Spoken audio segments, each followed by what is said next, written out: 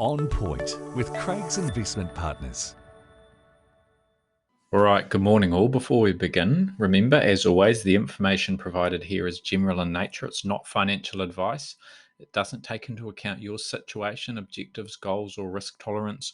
All investments are subject to risk and none are guaranteed. So before you make any investment decisions, you should always contact an investment advisor. And you can find out more about what we do in that regard at our website, which is craigsip.com. All right, I wanted to talk today about AI, artificial intelligence. Now, this is the topic that is really hot at the moment. You're hearing about it everywhere. Chat GTP, other forms of AI. What does it mean for financial markets? Is it going to take my job? Lots and lots of things at play there. And I'm certainly not an expert on AI. I won't pretend to be one right off the bat.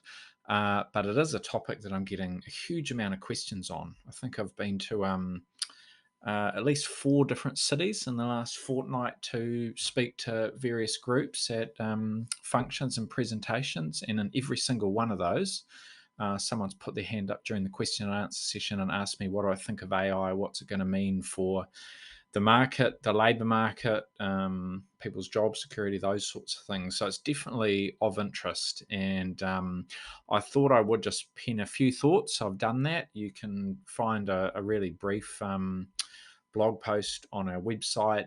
If you keep an eye on the newspapers this weekend, you might see it there, or you can just ask your advisor. But look, I'll just try and cover some of the things that we're thinking about at a high level, because it is a big topic. Now, we've all heard of Chat GTP. That's sort of the new sort of system, open AI, and you can tell it to do all sorts of things. You can tell it to write a report on what the share market did last year. You can ask it to help you with your homework. You can even ask it to write a Valentine's Day card or anniversary card for your spouse. And apparently it does a pretty good job of it. It's not bad. I haven't tried it myself, but I have seen plenty of friends and family having a bit of a laugh with it, and it's pretty exciting what it can do. Exciting and scary. I say scary because I'm one of those people that grew up watching The Terminator, Skynet, Judgment Day, all the rest of it, and the rise of the machines. So, AI is a little bit scary when you think about where it could go in the decades ahead. The first question a lot of people wonder is, which industries will be disrupted by these technological advances? What will it mean to jobs? Will some become less relevant? Will some become obsolete? I think the answer is probably yes. Maybe not as quickly as we worry about, but in the medium term, yeah, certainly, I think you will see that happen. At the same time, it's not all bad. Some of the innovations, some of the potential productivity improvements that you think about from these new technologies is certainly exciting. So it's a double-edged sword. Let's dive into some of the factors that matter here. It's generative AI. That's what they're calling it. And this new breed of AI, generative AI, produces content. It can produce chat responses. You talk to a bot when you're sort of in the help desk for business XYZ, and this can often do just as good a job at responding to your questions and your queries as a human. So content, chat responses, it can design things.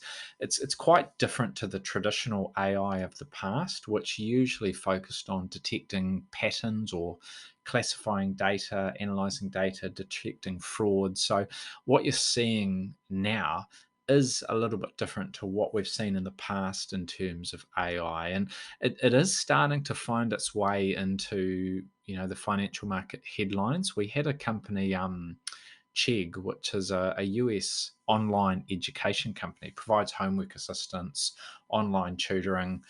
Some would say it's actually been, kind of a disruptor itself, taking those traditional things and sort of moving them into the technology online space. But the disruptor has been disrupted. It's been one of the first casualties of ChatGTP and AI. The company released its earnings result a few weeks back. Quarterly result looked pretty good. But when they were talking about what was coming up in the future, they talked about how since the end of March, so we're only talking about in the last several weeks, last month or two, it talked about a significant spike in students using things like ChatGTP, um, and that was starting to have an impact on their new customer growth. So they're not winning new customers. Their customers obviously come to them because they want online tutoring, they want homework assistance.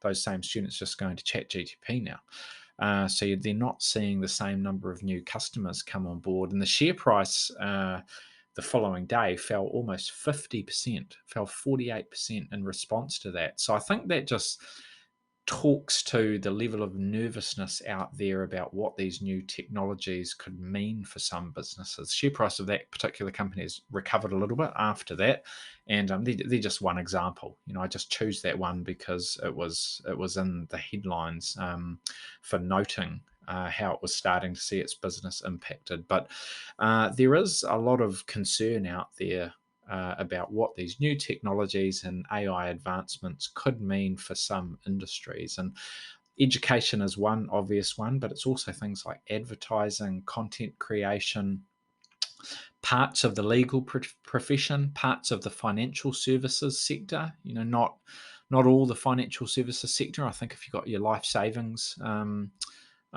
at risk or invested, you probably want a human to talk to and get some good guidance. Your chatbot's useful when you've only got a few $1,000s, but I think those of us that maybe do have more money invested probably will want to talk to a real person. So you're not talking about the wholesale disruption of those sorts of sectors, but certainly in places, we will see change. It was the chief executive of IBM actually earlier this month, in a recent interview, said that about 30% of its non-customer facing roles, about 30% of the roles at IBM that are non-customer facing. So the example they brought up was HR, human resources. 30% of those roles could be replaced over a 5-year period. And I think they've got 26,000 people worldwide that are in those non-customer facing roles. So that's sort of 7,800 that could potentially be replaced. So again, it's not the entire workforce, and the parts of the workforce that actually need to deal with people will still be there, but some of these more administrative roles, a lot of the paperwork, those sorts of things, definitely at risk. That's not all bad. Remember, there's a positive side to this too. AI could prove to be a really useful tool. It could make a lot of those workers more productive rather than just replacing them. So it's something we can use, like any technological advancement, like any invention, like any innovation. Maybe it means we don't need 8 people on that team doing all of those tasks. We only need 4 to do the same amount of work, or 6 or 2 or whatever it is.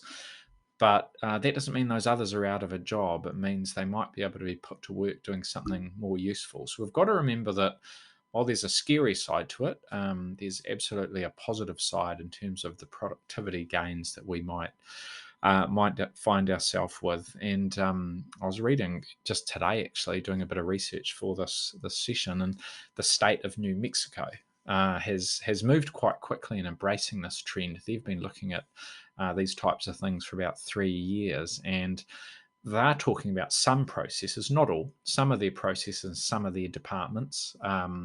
So this is, government or sort of local government departments and other parts of the US.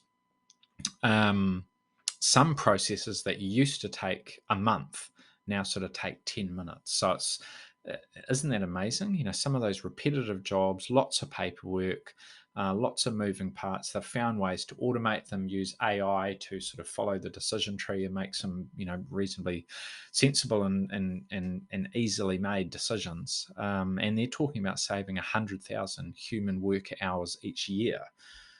Which then frees up those staff to do things they'd probably rather be doing anyway. No one likes that sort of data entry, those repetitive jobs. There's probably other things we'd all rather have those staff doing. So there is a positive side to it.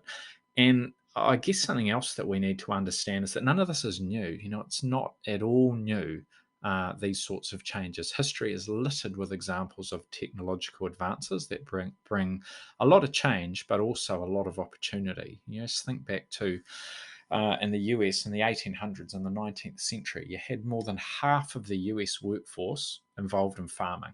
Very labor intensive. I think it was probably close to 60% of the workforce that was involved in farming. And then you had the Industrial Revolution. By the 1920s, that proportion of the workforce had collapsed from half or a little bit more than 50% to barely 20%. So things do change. In recent decades, it's been the internet, it's been mobile phones. They've changed the way that we communicate, the way we shop, the way we consume entertainment with sort of streaming services and so forth. Lots of things through history. Before the invention of the motor vehicle, everyone sort of used a horse to get from A to B, and there are all these jobs that were centered around maintaining that mode of transport. The horse industry had a really big horse population because that's what people used to get around. And you fast forward a couple of decades, people have got cars. We don't need as many horses, so then the horse population falls, and all those support services that hang off that industry, just we don't need them in the same number. So none of it's new.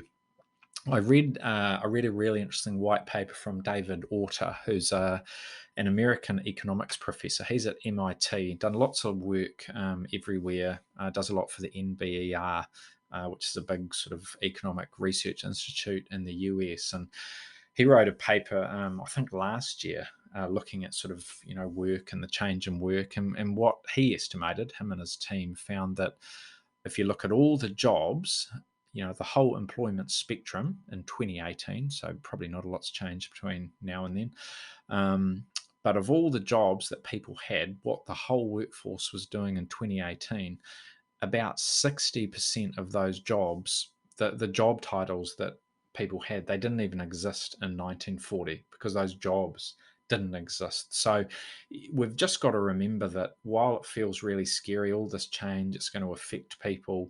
That is something that humans have been dealing with for decades, and it is not abnormal. So incredibly disconcerting for those impacted, obviously, and we should be very understanding about that, as we always would be. But we've also got to appreciate that over time, society does adjust. Displaced workers are absorbed elsewhere into the economy, into the workforce, which is really just the way the world works. And the net result is almost always an improvement in living standards. Think about all of those things that I've mentioned, whether it's sort of the Industrial Revolution, whether it's the motor vehicle, whether it's phones, whether it's the internet, whatever. All of those things have dramatically improved our living standards. So, it's good. It's all really good, exciting stuff. And as investors, we can't ignore that either. We've got to move with the times. We've got to keep a close eye on which industries are potentially at risk of being disrupted, and make sure that we think about our exposures to those sectors and industries, and which industries are offering opportunities for more growth, better returns, and more innovations and profitability for the future. So that's partly our job as advisors, but as investors, it's things we need to be well on top of. And when you think about technological advances, the first companies that come to mind, it's the Amazon, the Google, Meta, which is the old Facebook, Microsoft, Nvidia.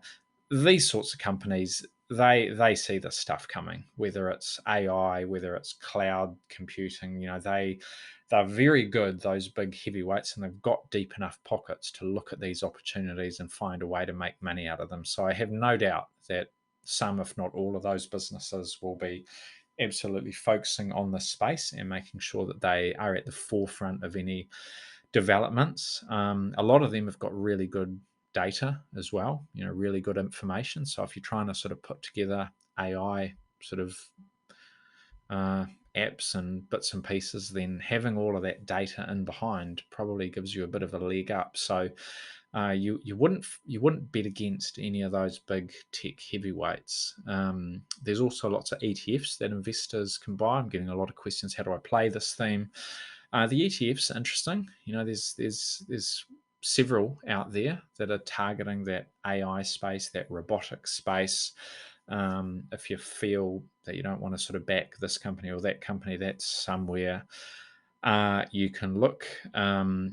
Not really a question I want to sort of delve into because it's one, I don't want to give financial advice too specifically, and also it's not my area of expertise. We've got a team of equity analysts that are looking across the whole world and covering, the US and Europe and Japan and everywhere out there, and they're very good at finding the best businesses to own, the ones with the best growth prospects. And they're also very good at identifying which ETFs make the most sense in terms of the way they're structured, where they're listed, what the fees look like, how the liquidity looks, and which ones target these themes. So I would defer that question about, if you're thinking about what should I buy, what should I avoid, the best place to go is your advisor, and our research team can provide you with plenty of information in that regard. What I would say is that success isn't a given. Just because you're in the tech space doesn't mean you're immediately going to do well, because AI is disrupting the world. In fact, tech companies actually could be some of the ones that are most at risk, because some of the things they're doing might not be necessary anymore. So I think it's sort of ironic, really, isn't it, that some of those disruptive companies could find themselves disrupted by these trends. So you do need to be careful. You do need to get good advice, and you do need to think carefully and hedge your bets. In contrast, some of the sectors that are based around tangible assets. Think about things like commodities, things like real estate. Those could actually be some of the least affected, because if you've got everyone moving sort of to a more AI focused world, if you've got productivity improvements, some of those things could actually find themselves in greater demand because they'll be more scarce. You're effectively, with AI and things like that, you actually might find yourself to be able to do a lot more with the same unit of labor, which means that some of those, physical commodities and, real estate commodities, minerals, those sorts of things, they could actually be more scarce relative to what you're getting out of each unit of labor. So that's an interesting way to think about it. Those traditional parts of the market might actually be some of the ones that are quite insulated.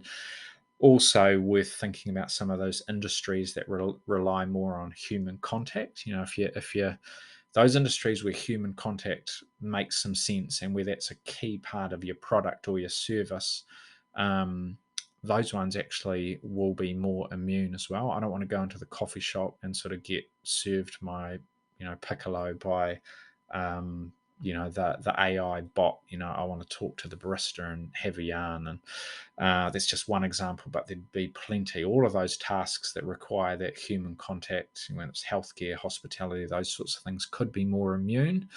The legal profession, the financial services profession that I talked about earlier, there's parts of that could be disrupted or could see productivity gains, but you're still going to want to talk to a person in many instances. Some of those physical tasks or more technical engineering type tasks, repair services, construction services, they might be more immune. There's not an AI chatbot that's going to be able to adjust the air fuel mixture on my carburetor on my old car anytime soon. So there's all of those things that we take for granted that might actually be around for longer than we think. So remember, none of this will happen overnight. Lots of talk, lots of panic. ChatGTP is not the only one, but that's sort of become the latest poster child for AI. I've heard a lot of people describe it as nothing more than a glorified version of autocomplete. It's really just a database of words and phrases and knowledge that it sort of draws on, and can string a sentence together reasonably well. But if you have a bit of a play with it, you'll find that you get some quite dated information. You get inaccuracies. Some of the stuff it spits out is not right. So early days, and we shouldn't be fearful.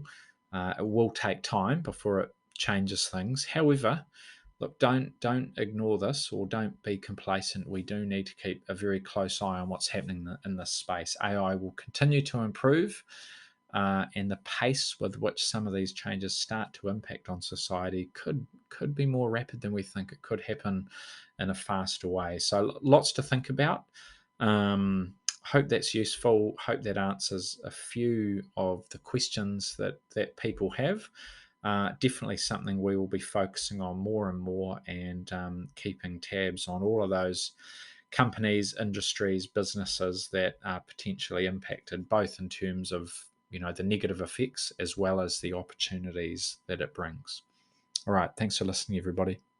For more insights, visit craigsip.com.